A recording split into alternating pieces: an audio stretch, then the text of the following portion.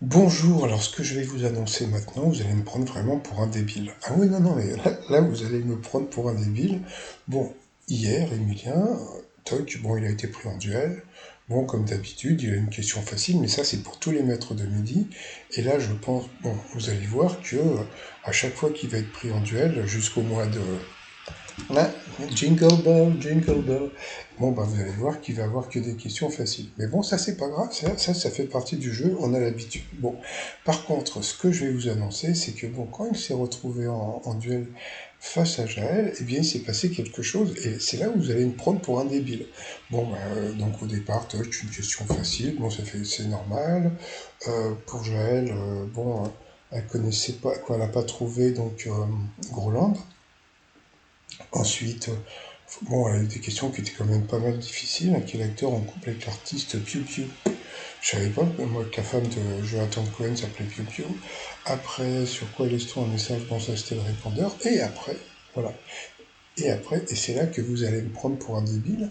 Ce que je vais vous dire, c'est que quelque part, on voit qu'il y a de la triche parce qu'il a une question difficile. Ah non, oui, c'est-à-dire que j'aurais très bien pu vous dire non, il a des questions de bébé. Non, non, il a une question difficile et vous allez voir que jusqu'à la fin, il va avoir que des questions difficiles, mais d'histoire ou etc. Donc là, donc, quelle œuvre maîtresse signée par le comte de Lautréamont. Donc il a pu donner la bonne réponse, avec ça lui a permis de briller. Après, la candidate donc a eu comment dire, d'autres questions. Et après, quand ça a été à lui, encore une question difficile. À quelle femme de lettres britannique doit-on le roman Mrs. Dalloway? Donc c'était Virginia Woolf. Là aussi, c'était super dur comme truc. Et là, il a pu le dire.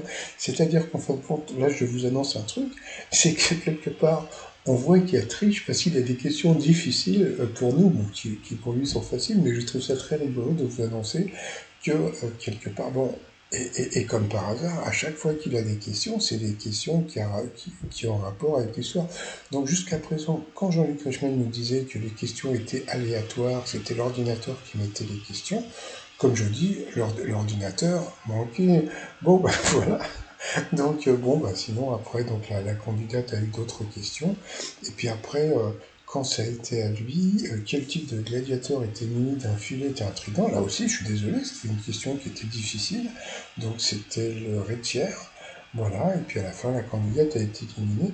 Donc, voilà, donc ce que je trouve super rigolo, bon alors le pauvre Emilien, c'est pas de sa faute, hein, lui on lui pose des questions, bah, il répond aux questions qu'on lui donne, mais bon, bah, Jean-Luc Reichmann qui veut nous faire croire que les questions aléatoires, non, non, c'est pas aléatoire, mais c'est très rigolo parce que je crois que c'est la première fois que je vous annonce ça depuis que j'ai ma chaîne, c'est qu'en fin de compte, eh bien, il est avantagé avec des questions dures, et ça me fait beaucoup rire de vous dire ça. Allez, je vous dis à plus tard, bye bye.